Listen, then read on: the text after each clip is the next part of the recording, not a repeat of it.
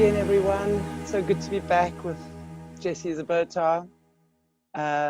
Really so happy to have you here, Jessie. It's amazing, as I said, I think in my previous video as well, how many eyes are being opened, especially people that I know calling me, speaking to me in shock, in horror, you know, but it's really amazing. So thank you so much.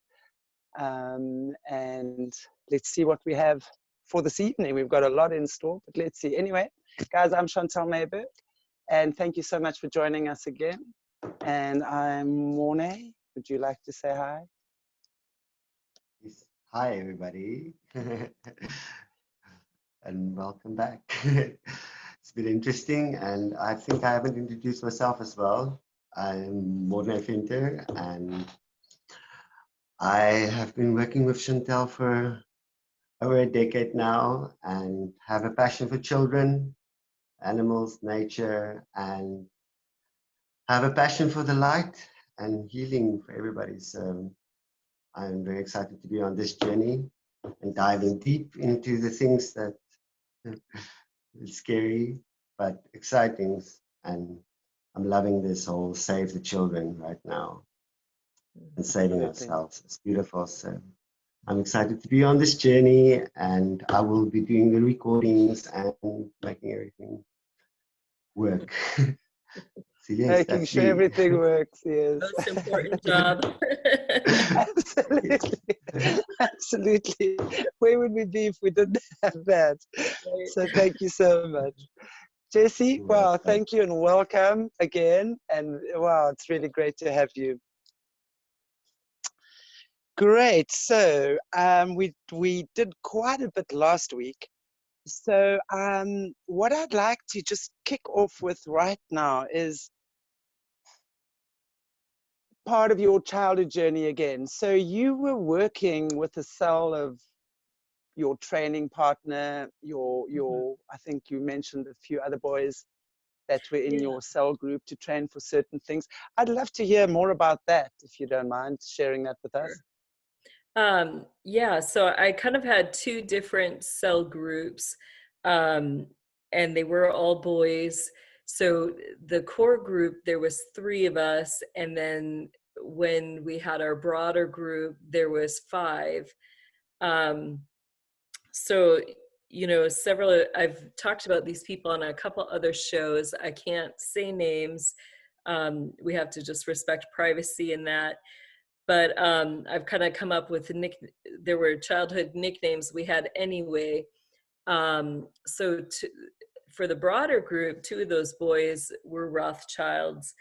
And I usually only saw them, you know, when I was doing training with Lori at the chateau, or when we were at family things, you know, like at the hunting lodge or bigger rituals.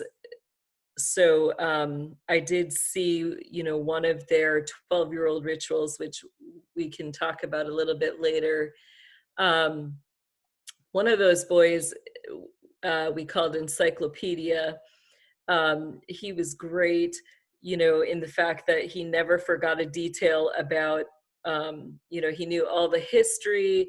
He'd give tours of all the houses or mansions we were in. He was just this vast amount of knowledge. And so me and my training partner had kind of figured out early on, you know, because our main concern was always safety and wanting to know, you know, if we're in a certain place, where we're at, where can we go if we need to get into a safe place. So, you know, it afforded us the perfect opportunity. We'd follow him around and be looking for all the secret entrances. We'd be looking for all the stairwells and, you know, new kind of the map of where we were at. So, you know, he didn't know that that's what we were using him for, but it worked out on our end. And so, you know, the other one was pretty young. He was just, you know, a little toddler. So he was somebody that we would, you know, we deeply loved and adored, and didn't want any of the harm to come to him. So a lot of times this little one, you know, he was the first child that we would grab, and we would hide him with us and just keep him quiet. And I know that, you know, there was abuse that happened to him when we all weren't together, but you know, at these big hunting parties and stuff, you know, he was with us, so we know, you know, he didn't experience some of the stuff that the other kids did. They would search for him, and you know, so it'd get scary because if we got caught, you know, I usually was not the one who got in trouble. Most of the time it was my training partner would take the full blunt of the punishment. Can I interrupt you there? Sorry. For my question is, what were you doing that you needed to protect this little one from? Why were you in trouble? Were you just being mischievous kids? What was the danger? No, yeah. So at the hunting parties, they would like they'd have all these expendable children outside in the woods, and usually they have holding grounds, like a tunnel system or something underground where they hold the kids in cages until the time of the hunt. And the hunt usually happens later, you know, once it's dark outside. And so what they'll do is they kind of like they'll kind of make a perimeter, which is pretty large, of these woods, and they'll station the different elite people around the perimeter. And then when they give the go, you know, they release the kids, and the kids are told just to run, to hide. And that's when the elite will go through the woods and start hunting for them. When they catch them, a lot of times they will first sexually abuse them, and then they'll kill them. So not everybody will get killed in that situation. If they don't, then they're used for other hunts. But you know, there were kids that I saw who, you know, were really good survivors, and they would just continuously have to relive this trauma, you know. So there was kind of like, so those were the kids on the outside, and then because we were hierarchy kids, we were on the inside. And so on the inside, usually in the house or the lodge, you would have the older men who were too old. Sometimes it did include women, but they were too old to be out in the woods hunting for the kids. So they brought everything indoors for those individuals. And those individuals were not allowed to kill, but they were allowed to capture and rape the hierarchy children. So, you know, once the signal was given that the hunt was on, you know, you were just trying to escape, hide, and not be found. And sometimes they would make it seem, you know, for the kids like it was a hide and seek game. You know, so unless you got caught, you really didn't know what happened.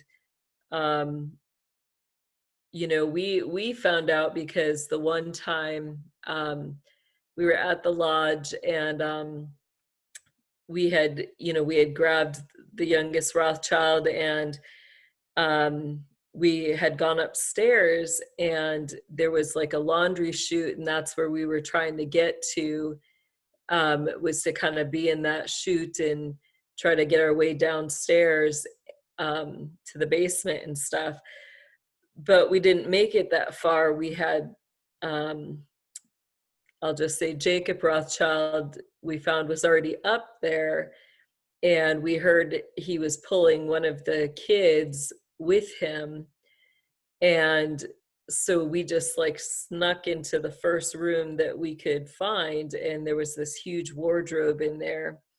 And so we got in that wardrobe, and and we picked the wrong room because that was the room he pulled the child into.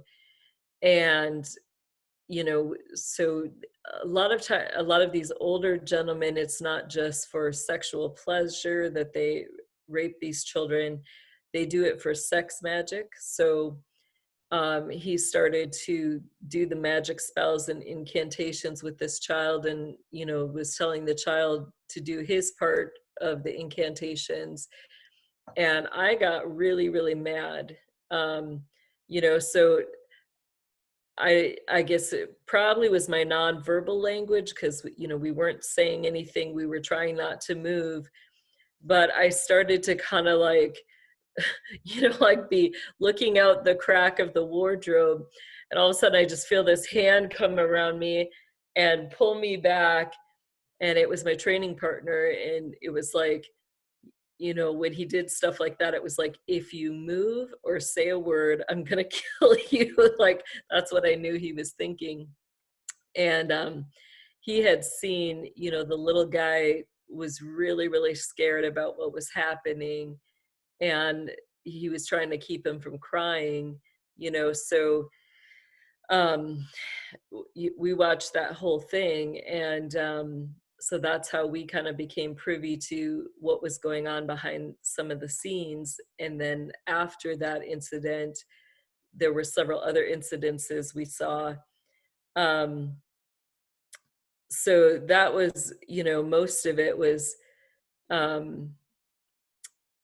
just trying to survive through that, and not, you know, the one time when my training partner did, you know, like we said something and they hauled him out to an old well and they dropped him in that, and he was down there for a couple hours. And we'd call those the wells, or the deep holes, you know, we would just call the pits.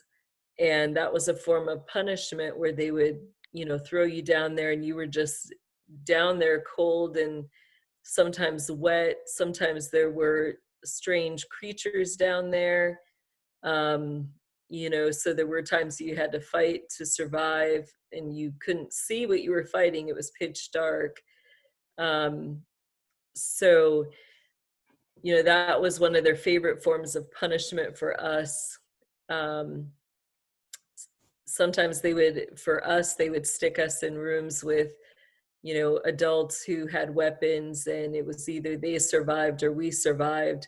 So it was like an automatic, they put us in this automatic combat situation, where we had to make a choice to, you know, take life or to live, or to die, I should say. So that was pretty difficult, but that's what. How old were you when this was going on, that you're talking about now? That particular one, I was probably, you know, 5 going on 6. So that was like one of the first, that was in 1982. So I think I was about 5. Wow. Yeah. So that was kind of the first ones. And then, so those 2 we usually only saw, like I said, at the rituals or during training. They did train us for a specific, it's not necessarily a ritual, it's more of used with a type of spell that you would cast, and it's called a quintet. And so, you know, they'd have all 5 of us at the point of a pentagram, and we all had different types of elemental magic that we were specialized in. And they would use that magic to harvest energy and have us try to create light beams as weapons and stuff. So that was kind of where, you know, when we were together most of the time, the focus was on those things. So usually we'd end up at their place, you know, early in the morning, and we'd get to wander the grounds. We'd have, you know, time before training began, And then usually the afternoons and evening was when we had the training. And then I was trying to think if there's any, I know you wanted to talk about the red shoes today, so I'm going to share this story because then it will go with that. So with the, I want to just, one more brief one with those boys. We had an incident where we had found that underneath one of the mansions, there was a metal door down in the basement that if you went through that door, it literally was an underground graveyard that extended the whole extent of the house.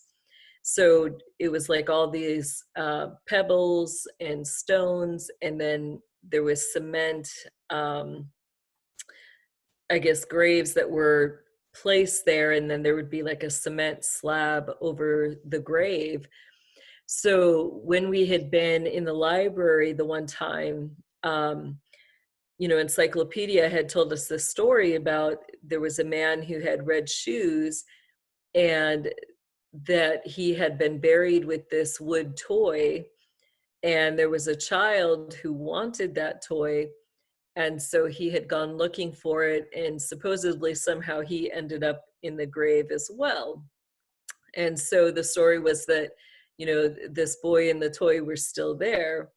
So we had found out, you know, the name of the guy with the red shoes, and so we got down there, and it was just me, my training partner, and the youngest Rothschild at first. And we jimmied that big slab of cement off that grave and got in there to see it. And we could verify, yes, the guy was buried in red shoes, and there was a child in there with him. And we did find the toy. And so we gave that to the youngest Rothschild.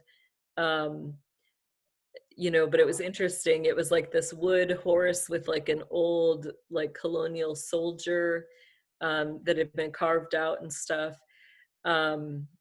So, you know, right after we had done that, all of a sudden Encyclopedia came in and, you know, was like, we got to get out of here. We got to get out of here. You know, we're going to get in trouble. And he liked to keep us all in line. And so we were trying to get the cement thing back on. Well, as we're doing that, we, from the far side of the house, all of a sudden we hear like this demonic, like roar, like a roaring starting, and this demon was coming. And we were like, oh shoot, you know, and you know, we were just gonna run out the door, and Encyclopedia was like, no, we gotta put the slab back, or we're all gonna get it, you know. So we were like trying to shove that back on before this demon came at us. And so finally we got it back on. We, you know, grabbed the youngest one, we're running out the door, and, you know, it's pitch dark at that point. Like, you know, we can't see once we leave that room and close the big metal door. That hallway was dark. And so we were trying to feel around, and Encyclopedia was like, we've got to lock the door. And we're like, forget locking the door. And then we heard that, you know, his dad was coming. So, you know, he was still like insistent on locking the door. So I think it was, you know, the little guy who's like 1 and, you know, barely can walk very well. I think he was almost 2, but he was in front. He can't see anything. I'm hanging on to his shirt like while I'm pushing him forward. My training partner's behind me, you know, shoving me, and I'm trying not to trip over the little guy. And then you know, Encyclopedia was behind us, and we finally, you know, like we're running through this hallway pitch dark, like, you know, we just had a hand along the wall so we could feel like where the wall was. We knew it was straight all the way to the end. And at the end, you kind of went up these stairs, and there was a door on the left that went outside, and then there were more stairs that went up. So we had just got to that platform where the door was, and thankfully, like my training partner was a quick thinker. And so he had opened the door and then he closed it. So when Encyclopedia's dad came around the corner and saw us, it looked and sounded like we had all just come in from outside. And so that saved us. And none of us got, we're all just standing there like, oh, hi. We had fun outside, It was like, a normal kids playing, right? right, A normal day right. for kids. And yeah, so we, we had that toy behind the little guy's back, so they didn't know, who or that we had done anything. So I don't know, like I know Encyclopedia then had kind of probably taken control of helping to hide that item that, that we had, kleptoed. So that was part of that. And then my core group of 3, sometimes there was an extra child that we'll call E, and he was closer to my age. Like Encyclopedia was probably about, we'll just say 5 to 10 years older than me. But this E was closer to my age, and he was part of my core group of 3 with my training partner. And he was more involved with the government experiments that we did. So he was the one that they had pulled in to do the looking glass project with me and my training partner. And how that worked was that, or maybe let me give a little more details about him too. So why I'm kind of wanting to talk about these boys is that child, he was from South Africa. So his, it was one of the prominent areas his family lived in. There were some special things about his family. They knew how to hand procure a special, they called it a perfume. And that perfume had special ingredients from some of the islands, particularly the Canary Islands. And so once a year, they would make this perfume and they would bring that to the Queen Mother of Darkness and, present that as her gift once a year from their family line. So he was the one that they, brought in to do these experiments with us. And with the Looking Glass project, they use 3 children, and you're what they call going through the looking glass means that you're literally like you're connecting into the spiritual world. So it's really a form of clairvoyance or divination. You're accessing the spiritual world and then connecting to demonic spirits that are there that teach you and train you how to see the future. Sometimes you do see the past. And so each of us, though, had like our gift to be able to see into that spirit world was slightly different. So like for me, I always saw the end picture of an event or a situation. And you never knew, like there wasn't necessarily a way to control what you were going to see. So, as you were looking into the spirit world, you would just see, and the 3 of us would see the same thing, but we would see it from different perspectives. And then they would pull us out and we would have to, recite word for word what we saw, what we heard, what we felt. And they would compare those things to get the whole picture. And so I usually only saw the end result. And usually it was very clear, where I could detail exactly, every little detail of that end result. E could only see step by step, like he couldn't see what the end was, but he would see like what steps led up to that end point. And then my training partner, he could see kind of all the steps and all the consequences. Like if you took that step, what would happen? And so they would kind of use it as a triple accountability to maneuver, like, their decision making for certain situations. So they would kind of know the time frame, they would know what was expected, and they would know kind of like things that were going to happen that would lead up to that expected situation. Can I just ask you something here? Sorry. So were they able to manipulate the energies to create a certain outcome? Or that's were what they they just would try to do. Yeah, that's what they would try to do, was use that information so that if the end result was not what they wanted, they would look through, well, at which step do we need to change Oh my to goodness. try to manipulate that outcome. There were something, a lot of it was apocalyptic end time things. There was a few times, I felt bad because we really threw E under the bus, but me and my training partner could communicate without directly talking to each other. So, we were more, like if I saw a vision, then he would know, like I could tell him what I saw, and we could do that without E knowing the full picture.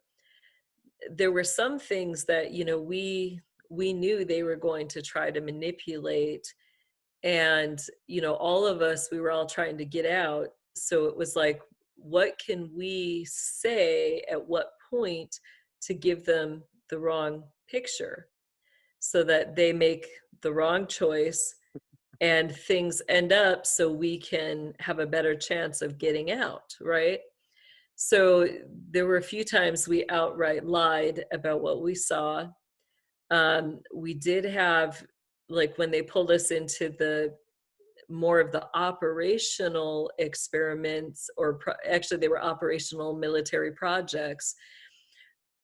We did operate with a group of men who were trained in this as well. And so, that was a team of, there were 5 guys, so there were 5 of us kids at that time. And 2 of those guys were, I never saw any evil from them. I would, in my world, they were good men. So I'll say 2 of these men in these experiments were good. And the one, he knew that we were lying about things, and he helped cover that up. So he never, revealed, as far as we knew, that we were lying about some of those things. That individual now is currently working with our government with some of these things to rescue children. So that gets kind of interesting, how it all kind of loops back around. With E, he was a very intelligent, bright child. He was always playing with Tinker toys or different, those connects, and he was always building things, building models. One of the things that I've shared about him was that the Illuminati was using the Frank Lloyd Wright houses as auction houses for selling kids. Part of their cover-up they did through art projects.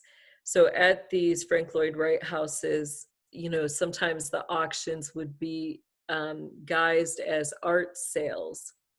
And I talked about, on Good Dog's show, that sometimes that artwork included pieces of children, or, ground, dust. The paint might have been mixed with some of the ashes or dust that were left over from those things. One of the first ones that we did, and this was me, my training partner, and E. So there was a piece where they had all of, like, we had paint and they did our handprints. And so we did like our handprints all around, and that piece sold for quite a bit of money. And then one of the first very intricate connect pieces that E did, Jacob Rothschild purchased that and had that in his library. And so later, you know, when we were at their house, we saw that piece in his library. And so for them, when they bought this artwork, in a way they believed it connected them to that child's soul, that it gave them, you know, special abilities to, it's not the same as handling, but it was almost like a soul tie, that they could call on your energies or your spirit. If they were doing magic, they could include your energy or spiritual powers while they were doing that ritual or magic. So whoever they owned, they believed it was just another piece of power that they had. Wow. It's amazing, you know.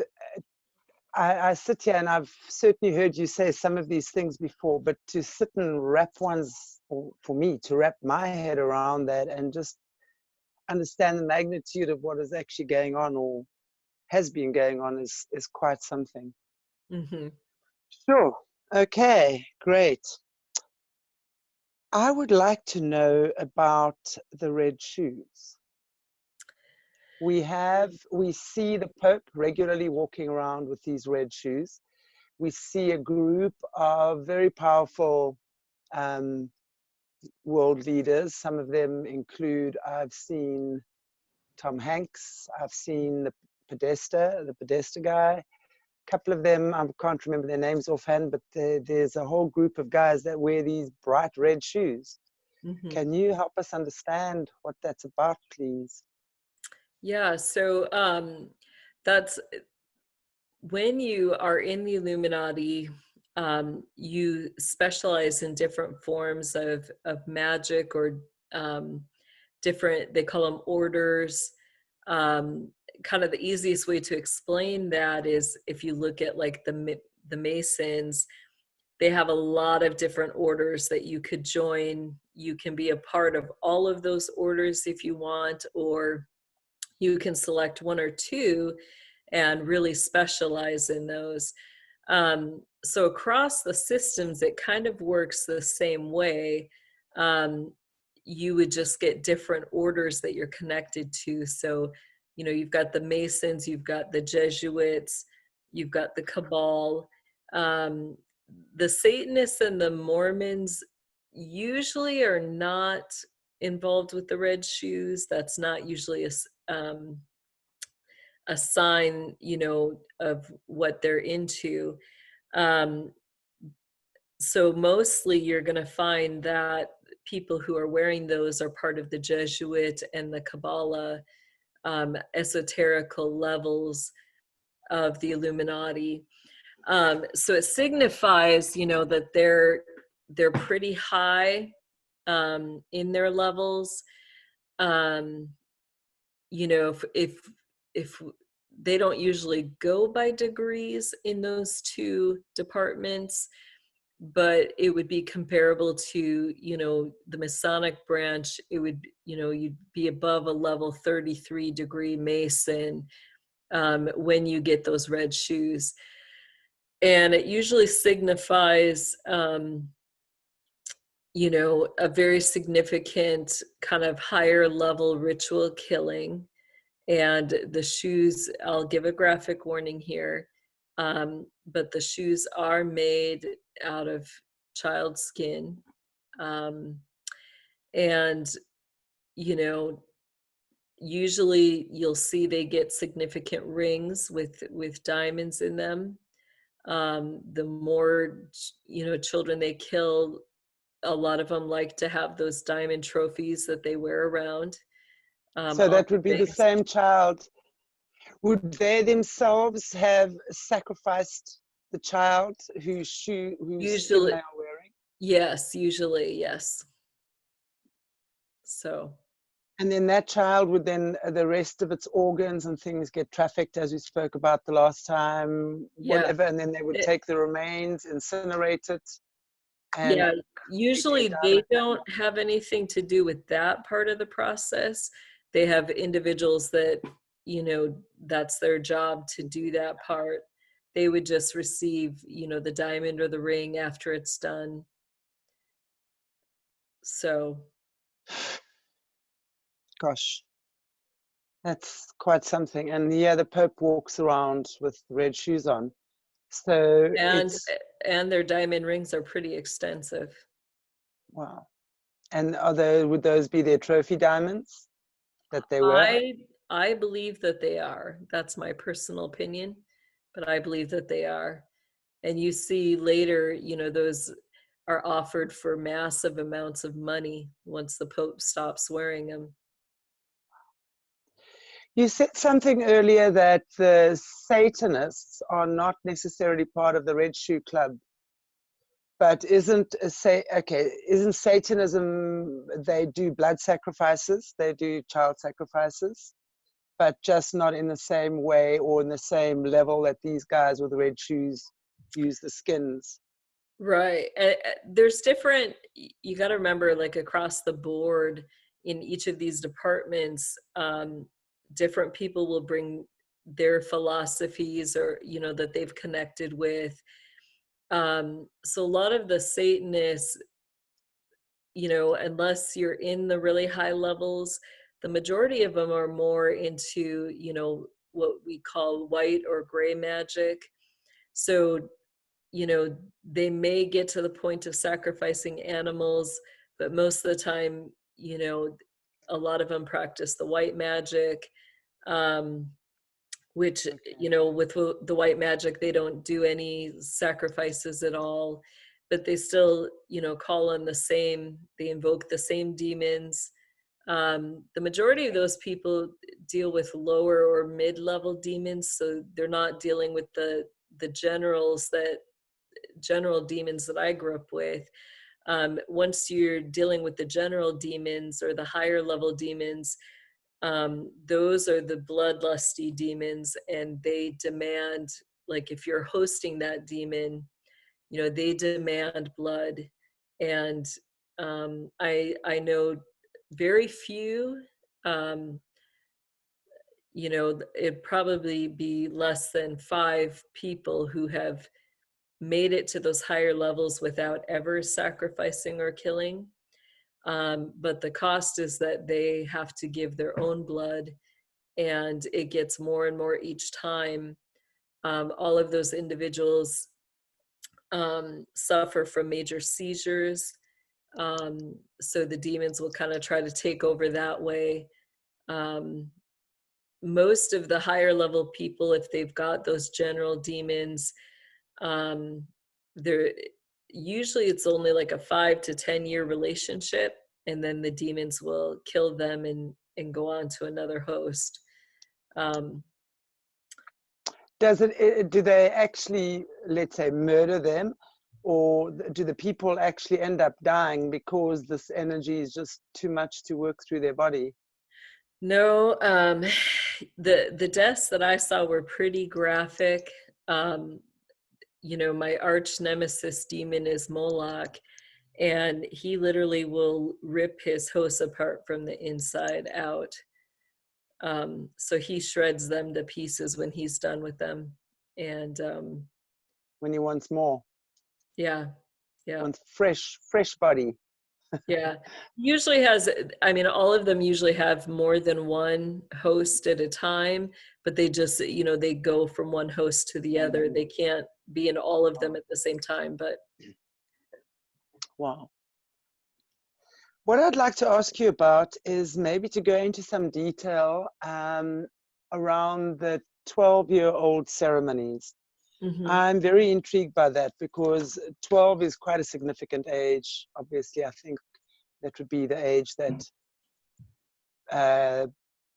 we go into puberty. So there are definitely some biological changes in the body at that stage. And I'm just interested from this perspective, you know, from the Luciferian cult, why 12?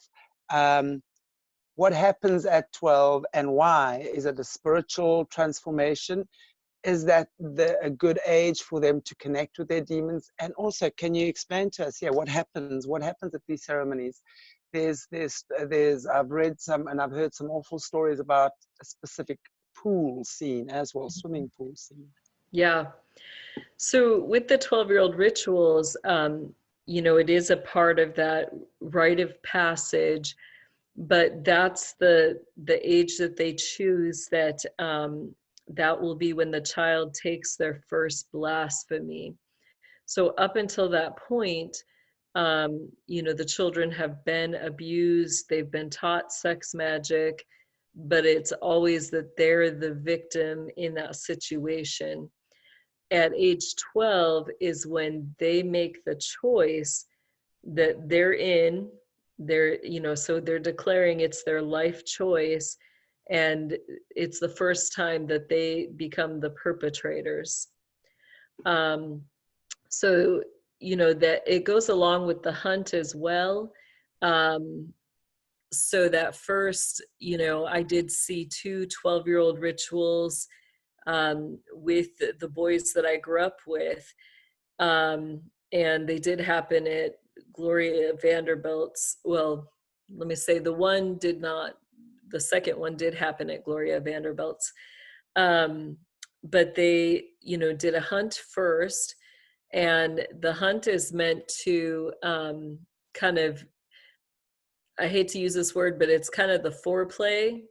So, you know, they'll put the boys out in the woods. It's not really like a hunt to kill on their end. You know, they're learning that this is their first time doing the hunt, being the perpetrator. But they will have, you know, they'll have girls then, and the girls are trained to seduce the boys and kind of create this foreplay situation where they're excited, but they don't, you know, get to do anything at that point during the hunt. So those are a little bit, it's kind of hard to explain. It's not the same as the regular hunts, ritual hunts that they do. So this one is a little bit different, and it usually happens around the summer solstice. It's part of that ritual. And so after, you know, they've had the boys part of this, you know, summer solstice ritual hunt thing, then that was where I, you know, witnessed, like, I don't know if this is the same in every situation, but the 12-year-old ritual I saw, we went from the woods and that ritual to the pool. And it really was actually a boat, like an area where you would take your boats to clean. So that's originally what it's, you know, meant for. It wasn't like a swimming pool. It was a kind of more of a boat cleaning area.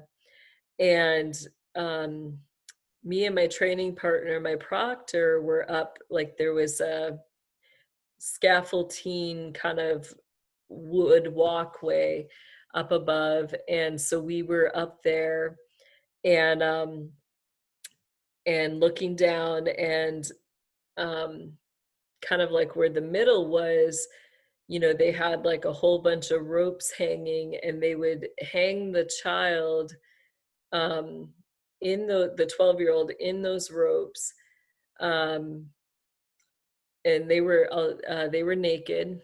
And then, Are these the hierarchy kids? Are we talking? The 12-year-old was the hierarchy child who was going through the ritual. So he'd be hung in that middle area, down in the pool area. And then along all the sides, they had other ropes. And so then they had expendable children that would be murdered in that ritual, that were hanging from the ropes that were on the side. And they usually, like the ropes just kind of went like a U shape, and so they'd have the child, like the rope would be under their armpits holding them up, and then they'd have their hands tied behind their back and their feet tied so they couldn't go anywhere. So with that ritual, what I saw happen was that, you know, the high priest and the other people who were then going to be what we consider the apprentices, or the individuals who would be guiding that child then through their life and their career, and, you know, making sure they had everything they needed to fulfill their position. Those were the ones that were involved in the ritual, and they would sexually rape the child, we'll just say from every direction that they could. It was all at the same time, so kind of a gang rape type thing. As they were doing that, they would be telling the child, you know, you want this, you know, this is your big day, you're gonna, you know, renounce God, and you know, enter your position into the brotherhood, and you want this.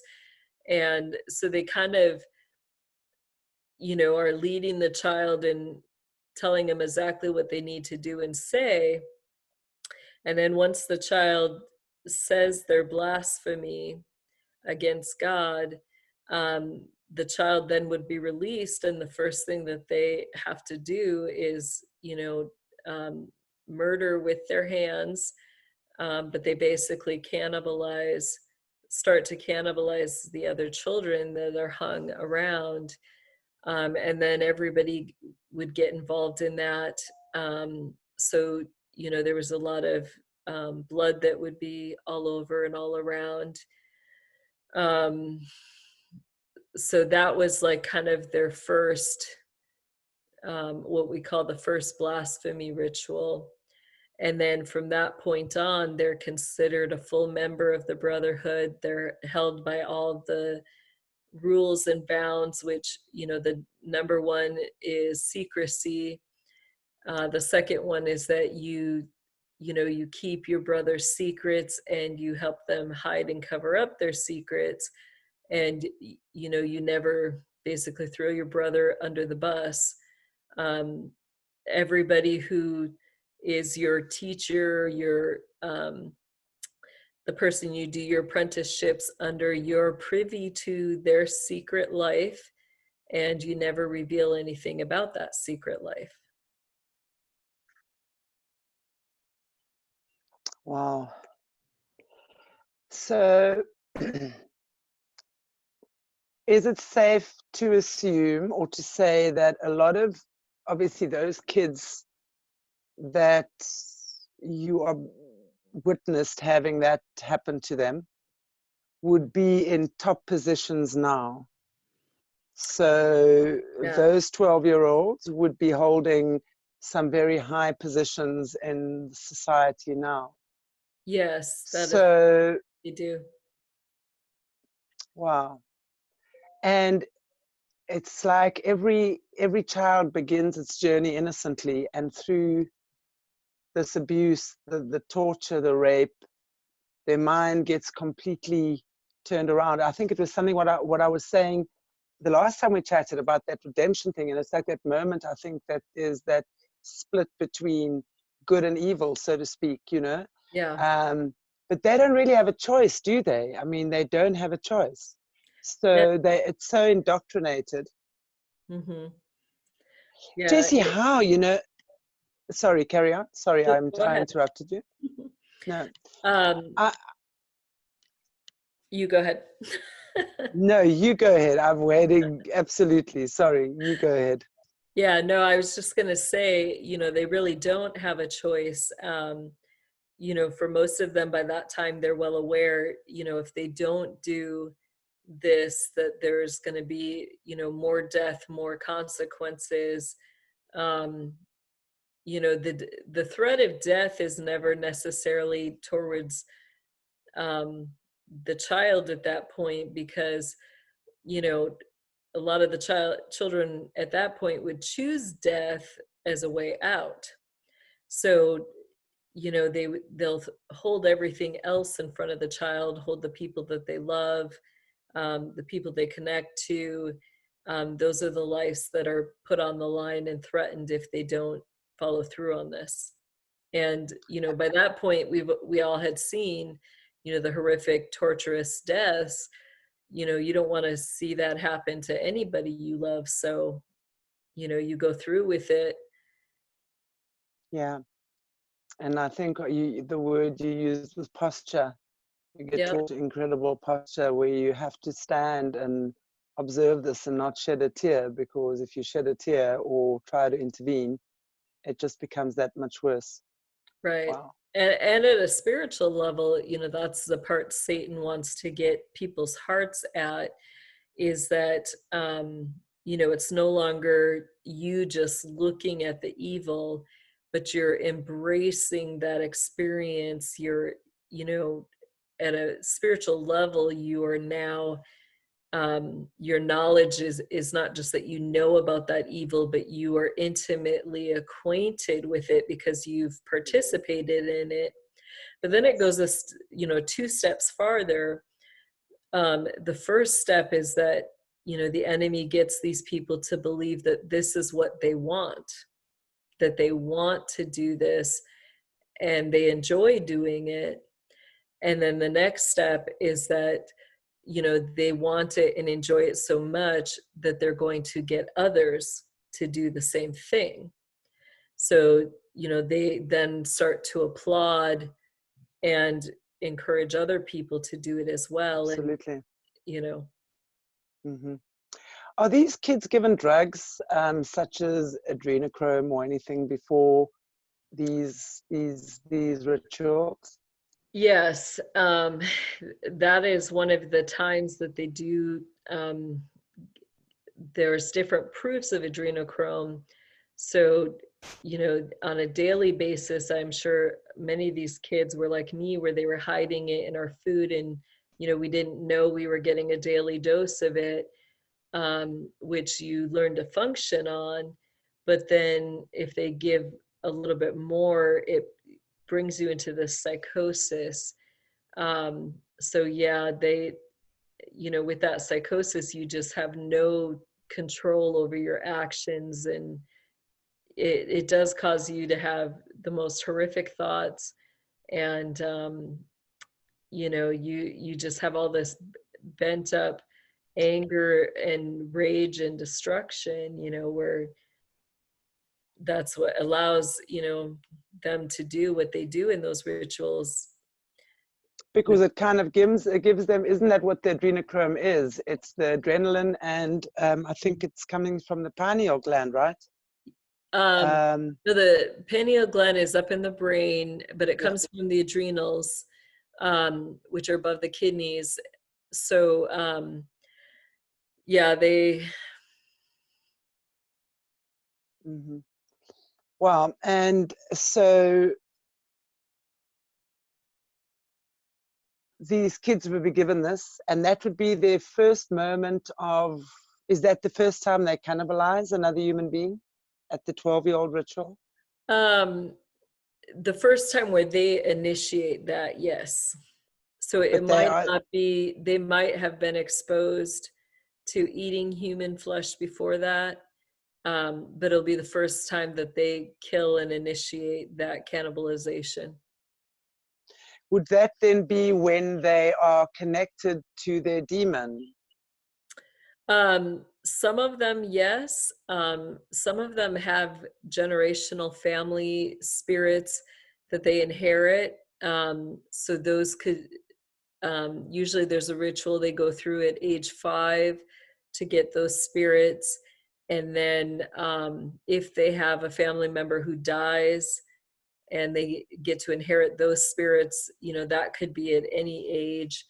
Right. So I wouldn't say that that's the first time that they get connected to their spirits. Usually by the time you're age 10, you're fully trained. So you already are connected to your major spirits. And then, you know how to do warfare with those spirits, how to invoke them. how to summon them. I do believe, you know, from the two that I saw, they did get an extra or a special spirit during that ritual. But the majority of their spirits they already had before that point. Wow. And then their journey begins on a whole different path. Wow. I mean, I think that's so tragic. And one can't help but feel compassion, you know, when we realize where that these evil people in this, you know, who are operating in these high positions and as movie stars and powerful position, whatever, you know, it really has, I can't even begin to imagine what it must have done to them as a child. I mean, you would certainly know more than me. You know, you've been there and the trauma you've been through. So I think to evoke or to connect with a feeling of compassion, yeah, you know, for me is that, because I'm always looking at ways to try and bring in the healing, bring in the light, bring in the connection. So for us to realize maybe compassion. No child went through this willingly, of its own accord. It came in here via a very wounded adult in any event. Right. But I want to ask you first, just in terms of compassion, you know, you've been through so much where you've been. I mean, I know your proctor, there's a close connection there. And after you've been forced into such a terrible system, how do you deal with that? How do you deal with her? How do you deal with the people that were involved that are possibly still close to you? I'm not sure how many there are that you know, how do you find your compassion? Because you've got such an amazing love that fills your spirit, and the work that you're doing after you've been through what you have. There's a lot of compassion in you. How do you find that after what you've been through? Yeah, I think that kind of stems from two things. First, as a child, you know, I saw that reality because I could hear and see in the spirit world. A lot of times I could see the struggle that these individuals were having with the spirits or with Satan, you know, and so in my mind, I recognized that the true enemy was Satan and these bloodlusty demons, and that they had a lot of control. They had a lot of ways to make, you know, they'd always say that, you know, that really it was these people, it was their will, their desire to participate in this evil. But what it came down to was that, you know, all of us, we do have, you know, as scripture says, every inclination of the heart is evil. There's that piece of us that's inclined towards that. But at the same time, there's that piece of us that's inclined to truth and to God. The enemy plays a really big role in that, you know, many of these people are brought up as Christians or in a Christian environment in the church. So they're taught the good things about God. They're taught how to love one another, how to interact, you know, in a good way in humanity. And that's their cover lives. And then the other part, you know, they're faced with that deep evil wickedness, you know, that has no bounds. And when they come to that point of, you know, they've got to make that choice, it really comes down to that they don't have a choice. The enemy, you know, a lot of them are so fearful, they're so bound, they're so captive that in their mind they cannot even conceive that God could love them because of the things that they've done, and the enemy really makes it seem like, you know, this was your choice. So there's so much guilt and shame that, you know, that they really, you know, a lot of them get this kind of rebellious attitude where they're like, yes, I'm going to embrace this fully. This is what I want. This is who I am. Behind some of that, you've got the demonic spirits. So, you know, some of those people are fighting mental control with those spirits where, you know, they'll black out if they want to choose, you know, if they're going to choose that good route, right at that moment, the spirit will cause them to black out and the spirit takes control of their body. Next thing they know, there's pictures, there's evidence that they've done horrific things, you know. So when they take their blasphemy, you know, they are fully in their right mind. You know, will they remember it the next day? They might not. You know, sometimes they do different types of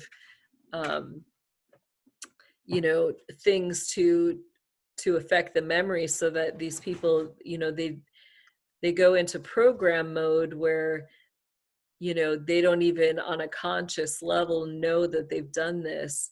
You know, they just live their cover lives, and then any, you know, during bedtime when they're sleeping, all of a sudden the enemy could call them up and they just go and do things, and then the next day they wake up, and if they have any recollection, they just think they were having nightmares or bad dreams.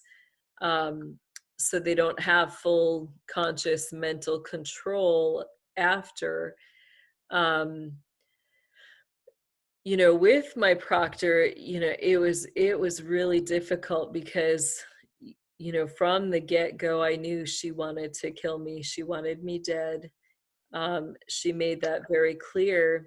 And yet all I wanted was, I wanted us all to get out. Like, I knew how bad it was. And so, you know, my compassion went to the extent, you know, and my anger was really behind it. There was only one way I could see to get back at Satan and these demons. And that was if I, you know, in my own words, if I stole every single one of his top people from him. And I knew the only way to do that was to bring them to the Lord and to get them out. So that became the driving passion for me, that it was like, I'm going to love no matter how hard it is.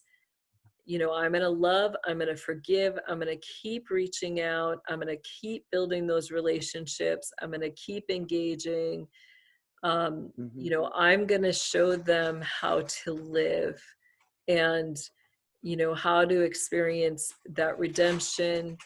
You know, probably the most real conversation I ever had with my proctor was about Mother Teresa. And she had read her book, and so I said, well, you know, tell me about that. And she said, well, I just can't understand, you know, how this person, she continued to invest in people who didn't amount to anything. And I was like, you know, but why did that, you know, stir your heart? Like, what about that touched you? And she's like, you know, her response was, I don't think anybody is worthy of that kind of love. And it was like, but you are, you know, God loves you that much, you know. And we got into this really interesting conversation about God and his love, and, you know, the extent, you know, can God forgive every sin? Is there hope? Is there redemption? So, you know, she's very aware of those things, but has never come to that point in her heart yet where she takes that final step. You know, so I just, for me, you know, I try to think of their humanity. You know, that's part of why I tell their stories as part of mine, because it shows people that these are regular people, that, you know, the kids, the people who are adults now who are running this system, at one point, you know, they were children just like me, you know, we didn't really get to play. We had very serious adult-like lives at a young age, but we were fun in still, the tombs. we were still, you know, there was still that mischievous childhood at points. You know, Yes, you know, of there were course. those things we did to get even with the adults. That, you know, there were things that we did to get out of the evil or to avoid it. You know, and allowing people to see that, you know, that side of them, I think, you know, really speaks a lot to their lives, that, you know, all of us could have ended up in that position. You know, Yes. we look at now, you know, I see a lot of people who are like, no, they're, you know, and I got to kind of make a disclaimer here, because I do work with a lot of the mothers, you know, who have children who are in that position where they are horrifically sexually abused and tortured. And, you know, they're trying to get their kids out of the system. And with that comes a lot of anger towards the people who are causing that harm. Yeah. And I feel that too. You know, it's not that I don't feel that, or that I think these people should get a free pass. The point of surrender for me, you know, came where I had to give God that right to say, you know, whatever the justice is, even if I have to watch these people die, you know, is there a way I can still be with them in that, you know, as they are taking the consequence of what their sins deserve? You know, and it's a hard place to be. Yeah. So I think it's what we were saying the last time we chatted about this, you know, it's that moment of it's understanding on some level that God's grace is of course going to forgive you. You know, there's no doubt about that. However, the question remains, can I forgive me? Because receiving forgiveness from God means I can forgive myself, but that doesn't mean that the consequences of my actions are suddenly diminished. So I would need to then face myself knowing that's been my actions. right. And I think that is such a hard thing for anyone to face, Yeah. because of course we know God forgives us, but how do I live with myself after that? And I think therein lies forgiveness of the self, which I think is such a hard thing for so many people. They rather, as you say, with your proctor, rather turn away and not quite get that, because that means I need to take responsibility for my actions. And that's But the I key think, word there, is that responsibility. yes, A yes, lot of them don't absolutely, want to get to that point, you know, where they are exactly, taking the responsibility. exactly. And I think in the work I've done, I've seen as well, people turn around from amazing stuff that one can hardly imagine. But once people turn around from these atrocities they've committed and stuff, and they start actually working towards something, maybe assisting, helping in those areas, they become the best people. Right. That are the best healers, the best counselors, the best teachers, whatever field they choose to go into, because they know it so well. They've felt it, they've done it, they've lived it, they're able to forgive themselves, take responsibility for their actions, and in that way, they earn their own forgiveness, turning it around. Would you say that's true? I would, yeah. You know, one of my family members who had abused sexually one of the female family member, um, I think how old it was just a few years ago, but he was in his late 80s, and he had spent the majority of his life, you know, early years, molesting this female family member. And, you know, finally one time he got to the place where, you know, he was able to look at her and said, you know, I'm sorry that I hurt you. And he said, I don't deserve forgiveness. I'm not going to ask for it, but I want you to know I'm sorry. And, you know, she was able to come to that point. She did extend forgiveness. And then, you know, the next year he died, but that was a huge shift, you know, to Absolutely. admit, Yes. you know, I mean, none of us want to admit our sins before others, you know, and especially not the worst of our sins, you know, because we automatically get judged. It automatically changes the way people react to us. You know, you completely lose trust, and trust is the hardest thing. Once you lose that, it seems like you never get it back. And as a church, you know, we need to look at that, like, you know, if we believe that God, you know, forgives us to the extent that he remembers our sins no more, then why, when we forgive people, do we then still label them? Mhm. You Yes, know, we exactly. label and define them by those past sins, and it's like they're forever tainted with that. Absolutely. You know, and I think for me, what's very important in these situations is knowing that God is forgiving and knowing that there's not one soul on this planet that is not important to God. I think I always love to see every soul or God as a big giant puzzle. And if there's one piece of that puzzle missing, the puzzle is incomplete. Right. So every soul that God has created is important. So for me, I think about these things a lot. It's like when we read the Bible, and especially Jesus' teachings, I adore Jesus. I think Jesus has the most amazing sense of compassion, which is why I love the word compassion.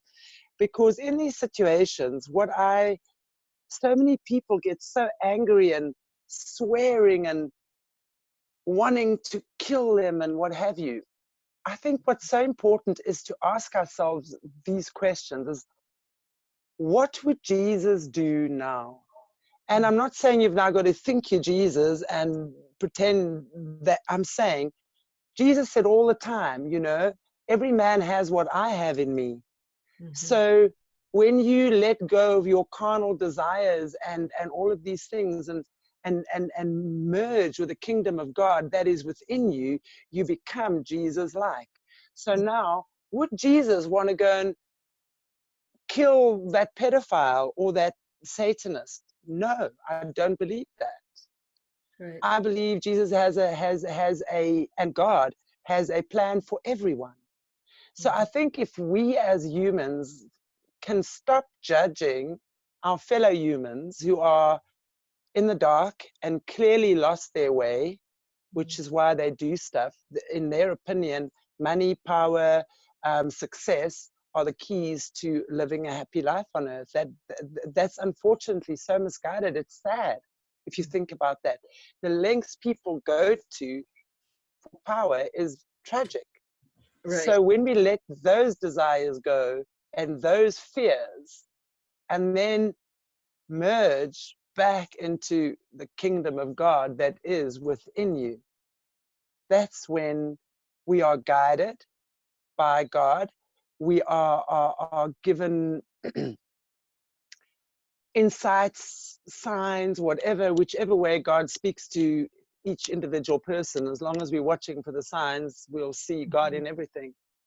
And to be able to become more Jesus-like or God-like in these situations with less anger, less aggression, less. It's extremely hard when you've maybe got a child or have been in that situation. But I think really as humanity right now, that's what we should be striving for. And it doesn't mean that we say all these pedophiles have got to be running loose on the streets. No, not at all. They need to take responsibility. But I think that the rest of us should shine a light rather than throw mad at the situation. I don't know, Jessie, how do you feel about Yeah. what I've said? I've said quite a lot. No, yeah, that you actually hit on one of my favorite Bible verses. It's out of 2 Timothy 2:10, and it says, "Therefore I endure all things for the sake of the elect, that they too may obtain their salvation in Christ Jesus with eternal glory." And I think that's what it's all about, is that it's not about us as individuals. In God's eyes, all sin is the same. So even, my little white lies that I may have said, growing up or things like that, in God's eyes, that's no different than somebody who's sexually abused a child. And, it's not about me living my life so that I make it across the finish line, first or second, and get all this praise and glory.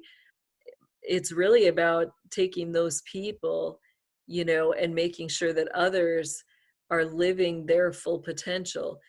God does have a purpose for each person's life. He's got a beautiful story.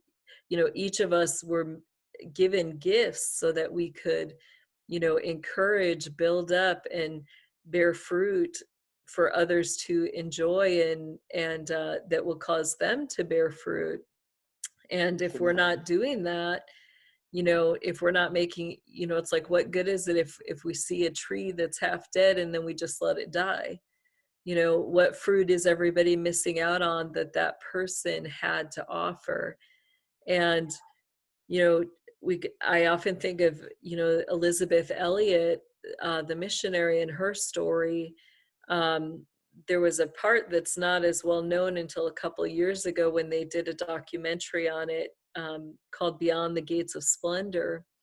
But the pilot, Nate, who had flown those missionary guys into the Amazon, they had found a remote Amazon tribe and wanted to bring the gospel to that tribe. And so the 5 guys had gone out in a plane, and they had found a couple of the individuals of this tribe to connect to. And it was a guy and a girl.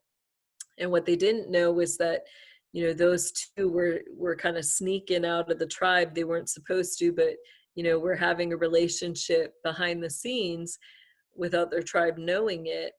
And so they began to minister to them. Well, somewhere in there, the tribe found out the girl and this guy had been alone together, which was against their rules. And this tribe, they would kill people if those things were found out. So the girl lied and made up this excuse that she had been there alone, and these 5 white guys had come, and this guy had just happened by and, had kind of rescued her from being alone with these 5 white guys. So the tribe then, the next day when the guys landed, they went out and they killed them. And so anyway, though, after that, when the wives got the news that their husbands had been killed, several of them ended up going and meeting the people in the tribe, and they ended up offering medical and, became teachers for the children, and they moved into the tribe. And so the pilot, Nate, his son, grew up as one of those kids, with the people in this tribe. And one of the most beautiful things is that the man who killed his father became like a grandfather to him. And he ended up getting to lead him to the Lord, years and years later. And now, they tell the story. But it's this beautiful picture of redemption that, here was this man who, graphically murdered this boy's father, and yet, ended up, his redemption was becoming like a grandfather to this boy, and, helping him become the best man that he could be. And in both, in that story, both of them, finished that race with beautiful glory, Well, if I can just share a little story of mine that kind of matches that as well. I was in engaged to an Austrian guy for close to 7 years. And at the end of 1996, he was killed in a carjacking, a hijacking. As tragic and traumatic as what that was for me at the time, that was also the catalyst for changing my life and literally for doing the work I do today. So it was, I understood what I needed to gain out of the situation. So as painful as what it was for me, I never felt the need to take revenge. And when I got the call from the police that they'd caught the guy, and would I like to come and meet him, I went, absolutely, yes, I do want to come and meet him. And I actually sat and I traveled to the prison where I met the guy, which was probably one of the most liberating things I've ever done in my life, because I knew then that was my forgiveness moment. That was my understanding this person in his humanity. I saw the darkness in his eyes. I saw the pain in his soul. At that stage, when the police, when they were investigating him, gave me a lot of information on this guy. They pretty much told me where I could find his family, Wow. which I never did. Yeah, which I never did.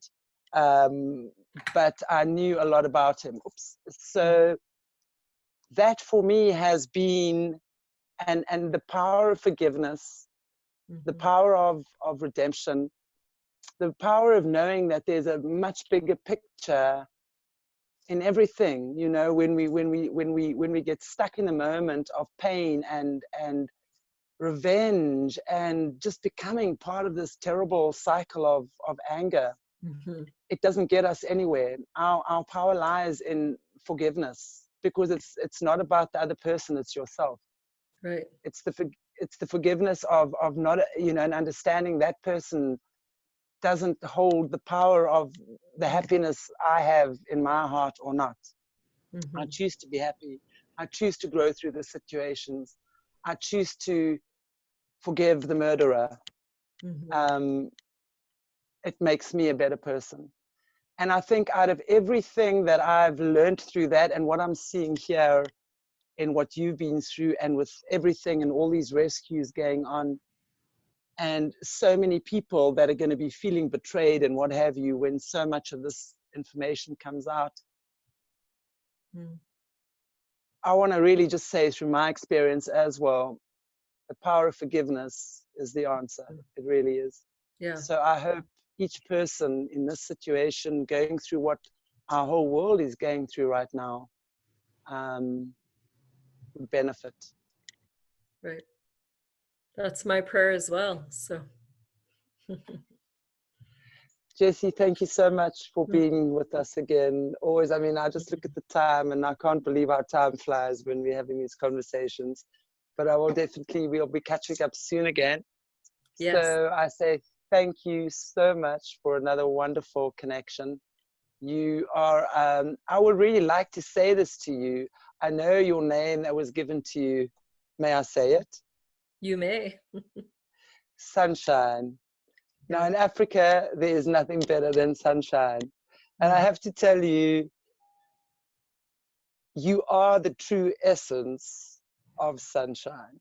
So somewhere they got that right with you. I think you're bringing so much light and so much healing and so much awareness to our beautiful planet. And thank you for your sunshine. That's all I want to say to Thank you. you. And we will catch up with you again soon. All right. Sounds good. Thank you. Okay. Thanks, Jess. Thank you, Bye-bye. Jessie. Bye. Thank you, guys. Wow. I have no words. She's just really such a wonderful soul to connect with. And yes, so for further videos and chats, we've got a few new people lined up that's going to be joining us on our channel as well in the next few days. So stay tuned. Give us a like and a subscribe and a share. And we look forward to seeing you soon. Thank you, Morné. Thank you, Chantelle. Thank you, everybody. See you soon. Bye.